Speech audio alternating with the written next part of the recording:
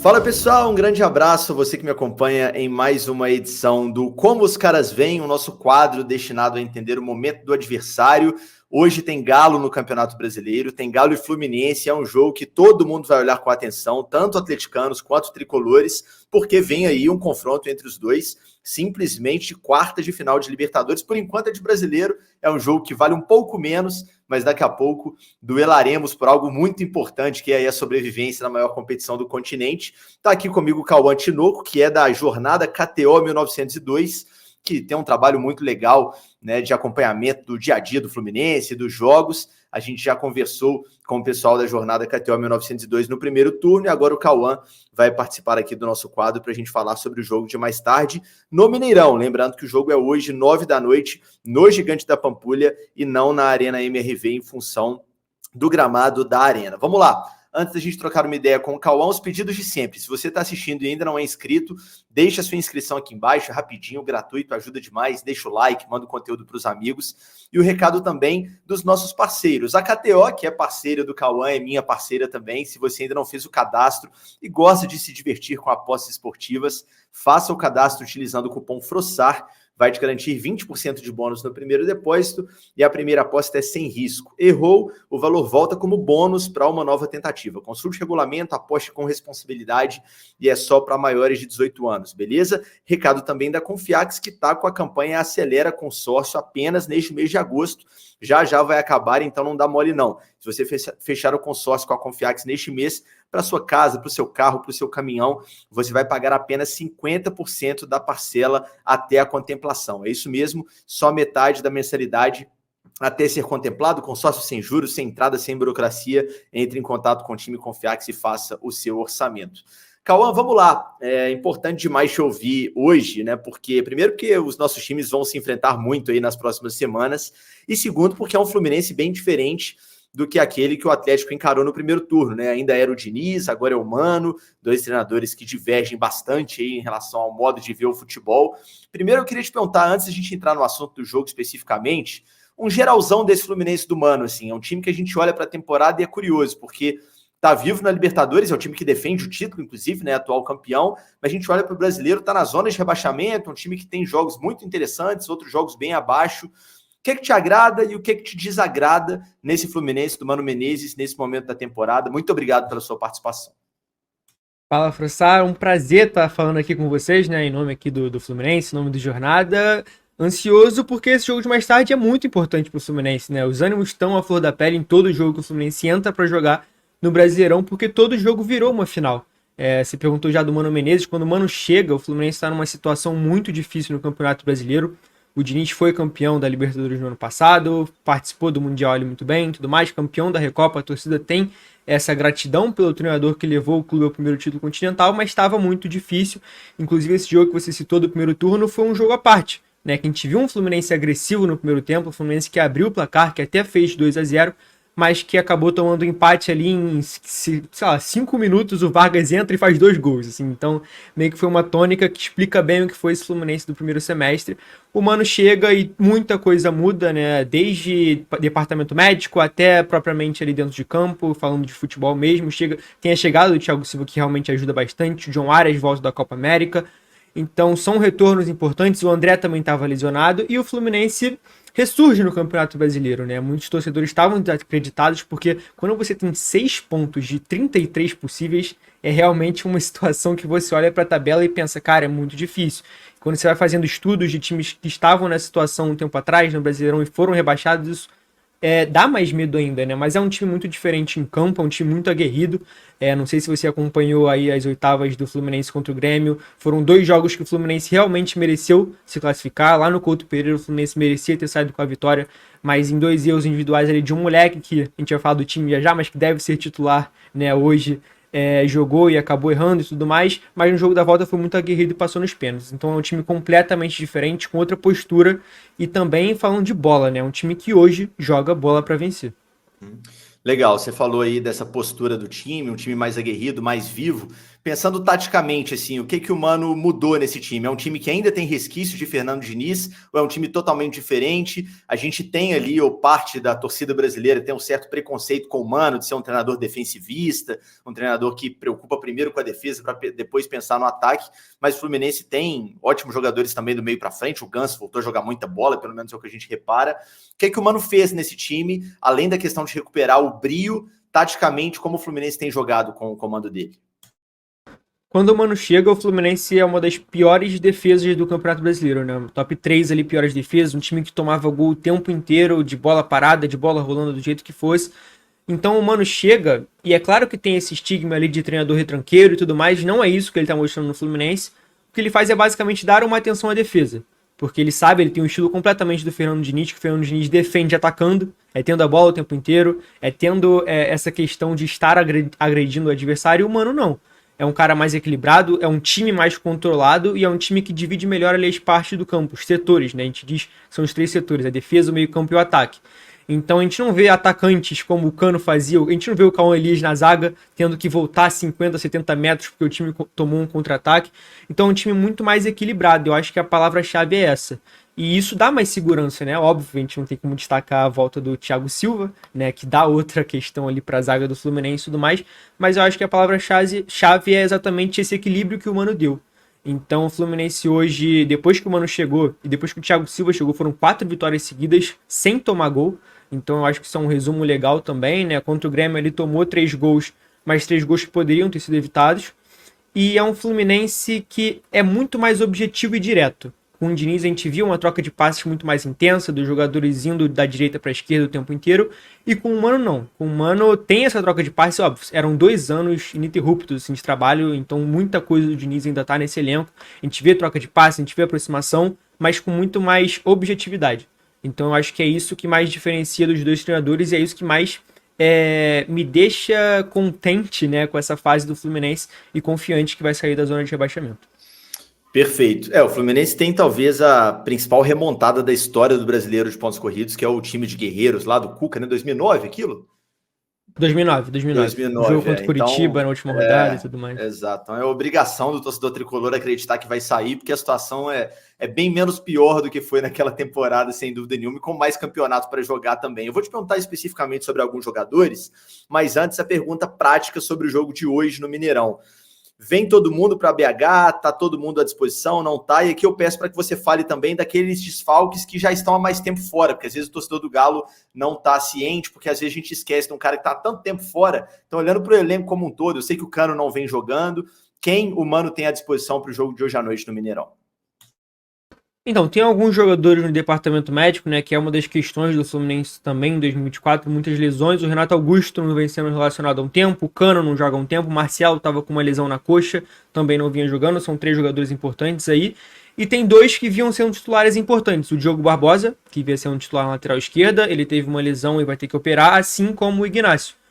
São 2 jogadores que vinham numa crescente boa, né, com bastante confiança e acabaram se lesionando, infelizmente. Estão no departamento médico e não tem previsão ainda de retorno.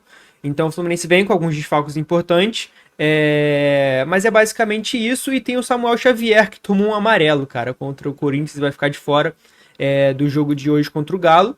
E assim, aí fica a dúvida, né? Porque o Esquerdinha vem de erros cruciais na Libertadores, vem de erros cruciais ali no jogo contra o Brasileirão contra o Corinthians, e o Guga foi muito bem na esquerda. Então a gente fica nessa dúvida se ele vai jogar na direita ou esquerdinha na esquerda, ou se o Mano vai colocar uma outra peça ali, talvez improvisada, na lateral direita. Boa, eu tava dando uma olhada rapidinha nas notícias, eu vi que o Keno também estava se recuperando de algo, mas treinou com bola, deve jogar. Isso eu pergunto, que é um cara que a gente conhece muito.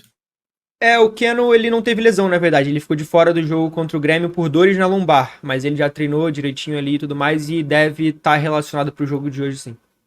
Beleza, e os caras que você citou que estão fora, o Renato Augusto, o Marcelo e o Cano, nenhum deles tem chance de voltar hoje?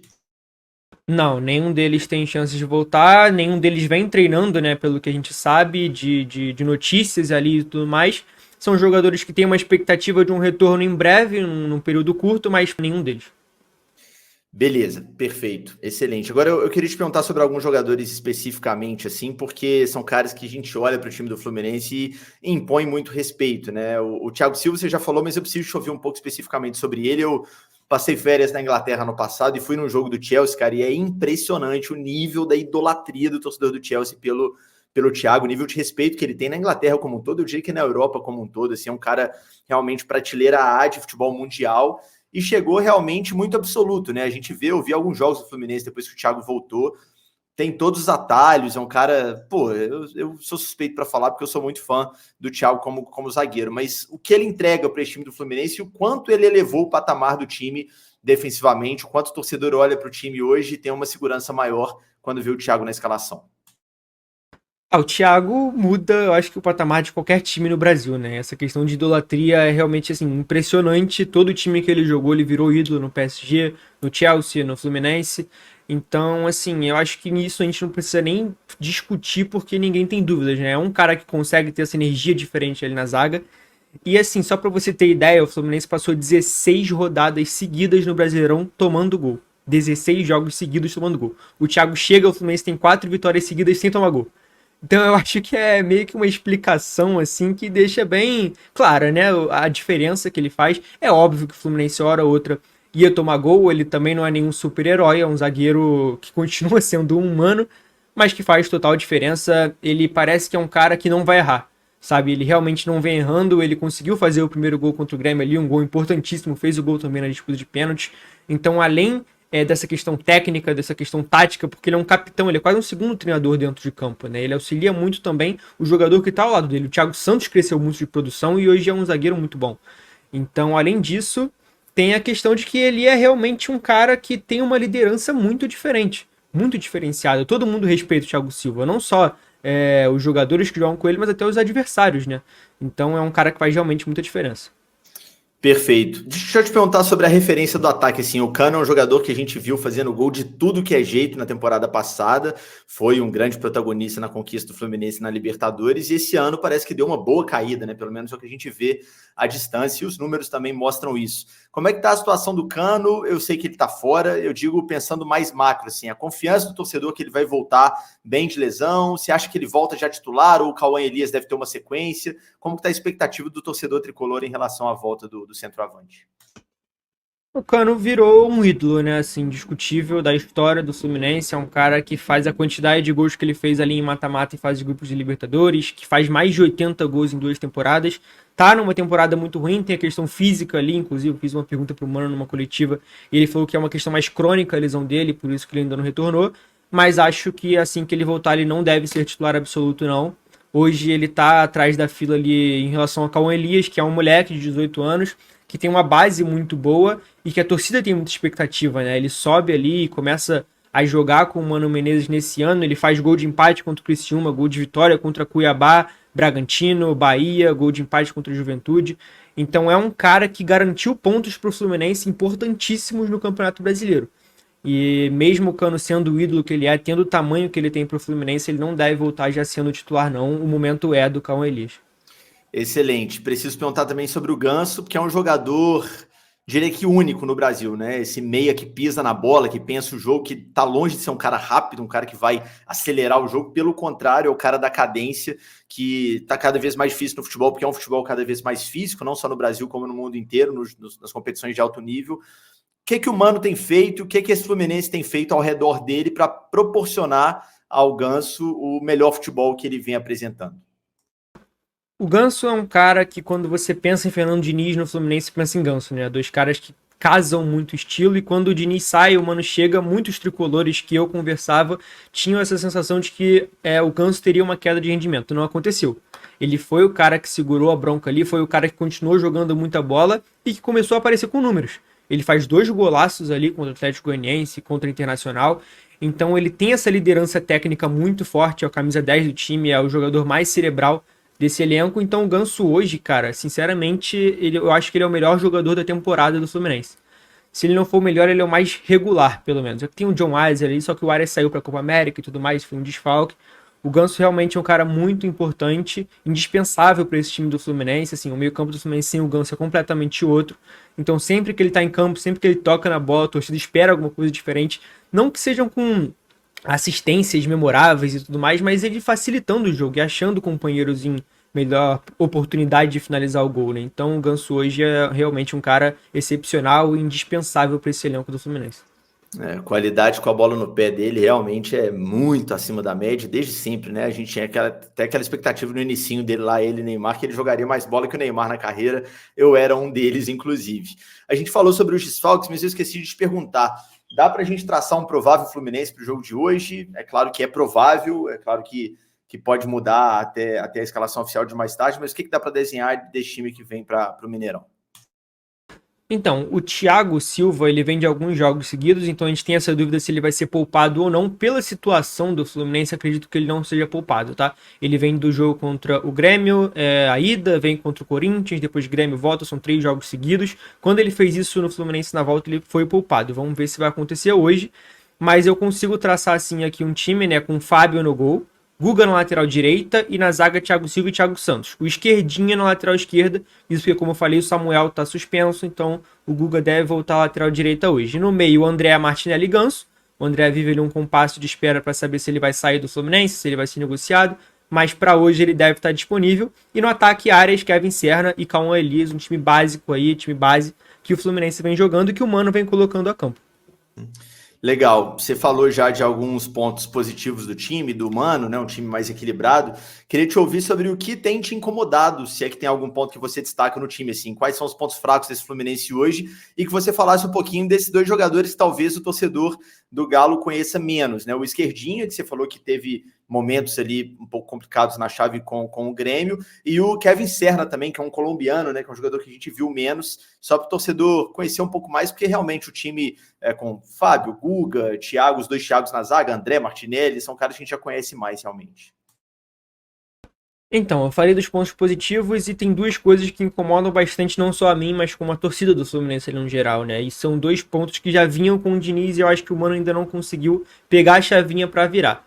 Um deles é o mais claro e evidente, que é a questão da bola aérea defensiva. O Fluminense continua levando muitos gols na bola aérea defensiva, isso continua sendo um problema, isso é um problema do Fluminense desde 2022, desde que o Diniz assume ali, é um técnico que nunca ligou tanto para essa questão, para essa parte defensiva. O Fluminense coloca muitos jogadores na área quando não está defendendo, mas a questão do posicionamento é que acaba ferindo ali, né, e acaba tomando vários gols na temporada, eu não consigo nem contar aqui porque são realmente muitos. E tem outra também, é a questão física. O Fluminense, o próprio jogo contra o Grêmio, começa muito bem, batendo muito ali no Grêmio no bom sentido, né? Agredindo o time adversário, conseguindo ter a bola na maior parte do tempo e criando chances. Mas quando chega ali no segundo tempo, quando bate 15 minutos do segundo tempo, a gente já vê um time muito abaixo fisicamente do adversário. Então isso é uma coisa que atrapalha muito em jogos decisivos, em jogos de mata-mata, mas no Brasileirão, com uma sequência, acaba que, por exemplo, um jogo de mata-mata e um jogo de pontos corridos. Talvez um tenha uma relevância maior do que o outro. E é na cabeça do jogador, a gente sabe como é que é. Então, essa questão física acaba sendo um problema. E sobre os 2 jogadores, né, o Esquerdinha e o Serra, né, que você perguntou. O Esquerdinha é um moleque que tem uma base muito boa, assim como o Cauã Elias, um jogador de seleção de base, de seleção brasileira, e que tem uma expectativa da torcida. Ele entra numa furada, que é um jogo contra o Grêmio, com a pressão da torcida adversária, fora de casa, no Couto Pereira. Então ele entra nesse jogo, ele vai muito bem nesse jogo, um jogador seguro, um lateral seguro, consegue fazer ali boas jogadas, mas tem um erro. Ele comete um pênalti colocando a mão, né, abrindo a mão ali em relação ao corpo, comete um pênalti muito claro, depois faz a falta que origina o gol. Então são 2 lances capitais ali que acabam influenciando no resultado da partida. Ele entra contra o Corinthians no jogo seguinte como titular e erra muito, tem um primeiro tempo muito ruim ali, errando e cedendo contra-ataques para o Corinthians. E aí sabe como é que é a torcida, né? A torcida do Fluminense costuma ter mais paciência com o Xerém, mas quando você tem 2 jogos seguidos assim, o jogador acaba sentindo um pouco mais e o Mano escolhe por tirar o Esquerdinha no intervalo. Então ali eu acho que é até um sinal, né, de que não estava realmente mais dando para ele, mas é um jogador assim de bastante qualidade, que a torcida espera bastante, que tenha um amadurecimento mais rápido assim. E sobre o Serra, é um colombiano peruano, né, que ele é um colombiano ali naturalizado peruano, jogou bastante tempo ali no Alianza Lima, ele teve um destaque no Alianza, o Alianza jogou contra o Fluminense na fase de grupos, ele faz gol lá em Lima e faz gol aqui no Maracanã, né?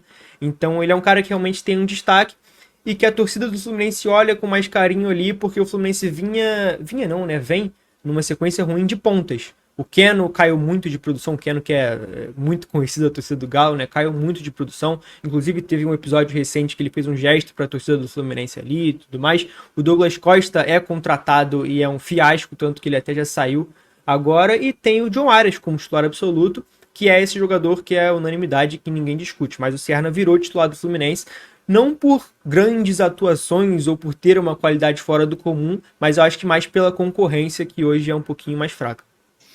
Excelente. Para a gente falar agora, já temos aí um panorama bem legal do que está funcionando no time, o que não está, quem que deve ir para o jogo, quem que não deve. Vamos falar um pouquinho sobre o confronto também de Libertadores. É claro que na semana de quarta de final a gente vai conversar bastante. Vai rolar de novo essa parceria aí da jornada com o canal do Frossá para a gente entender os dois lados. Mas eu queria te ouvir assim, em relação à repercussão do sorteio, né? Como que bateu aí o nome do Galo quando saiu o sorteio na torcida do Fluminense, porque você deve concordar comigo que torcedor, via de regra, a grama do vizinho é sempre a mais verde, né? Quando sai esse tipo de sorteio, sempre o adversário tá melhor e, meu Deus, deu ruim. Aqui no Atlético, o time tá nas quartas de final da Libertadores, nas quartas da Copa do Brasil.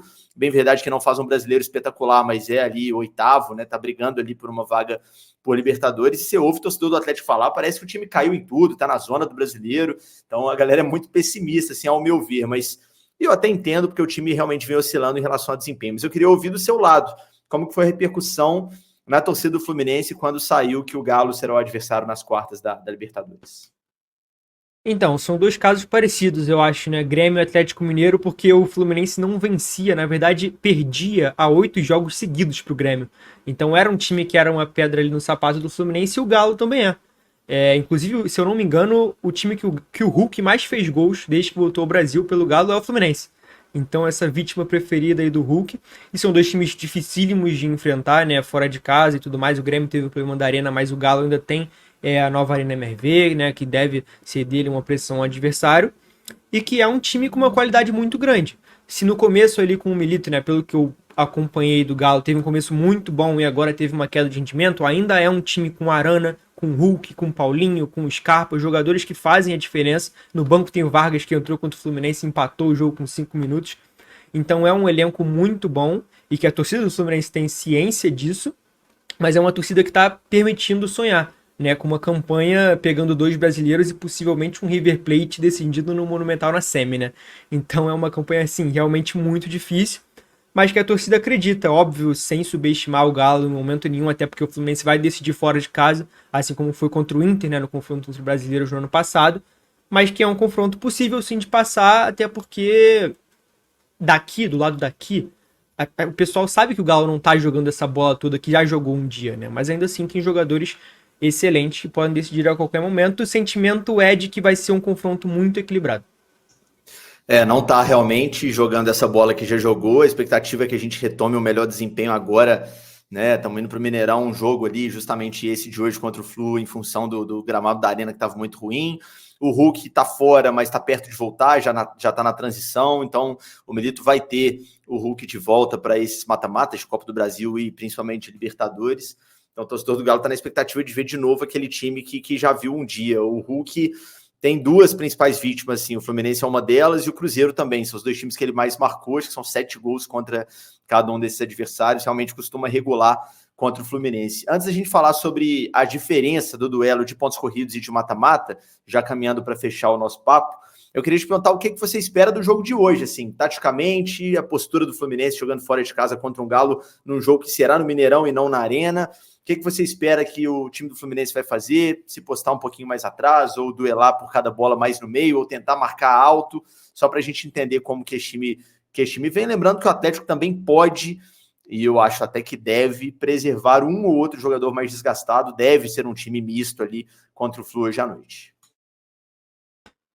Eu confesso que é muito difícil de esperar alguma coisa desse time do Mano, porque a gente esperava um time mais fechado ali contra o Grêmio. O Fluminense começa o primeiro tempo tendo a posse de bola, tendo mais chances. Então é um time que eu diria ser imprevisível, sabe? A gente não consegue esperar como que o Fluminense vai entrar em campo hoje, mas pelos últimos jogos fora de casa, eu espero um Fluminense tentando ter a posse de bola.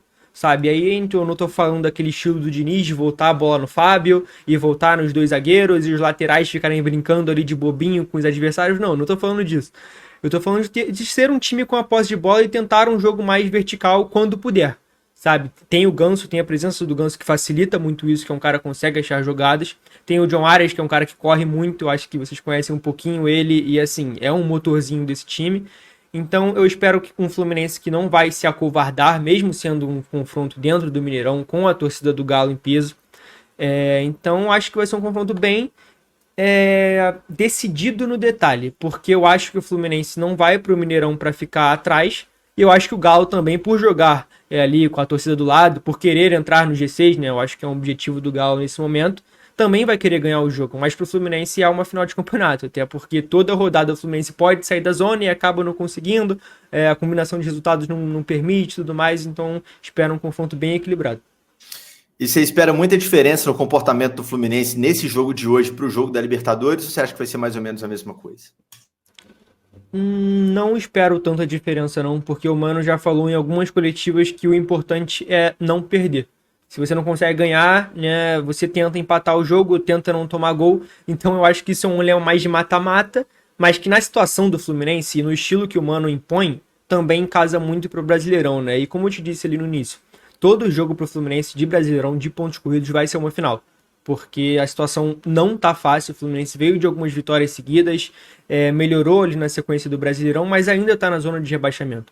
Então a sequência continua sendo difícil, né? O Fluminense está numa fase delicada ainda e por isso vai tratar todo o jogo como uma final. E por isso também eu não espero que o Fluminense poupe os jogadores, né? O Thiago acho que vai até fazer um esforcinho ali e outro aqui, porque no meio da semana que vem não tem Copa do Brasil pro Fluminense, né? Como tem pro Atlético Mineiro, então vai ser uma semaninha de descanso.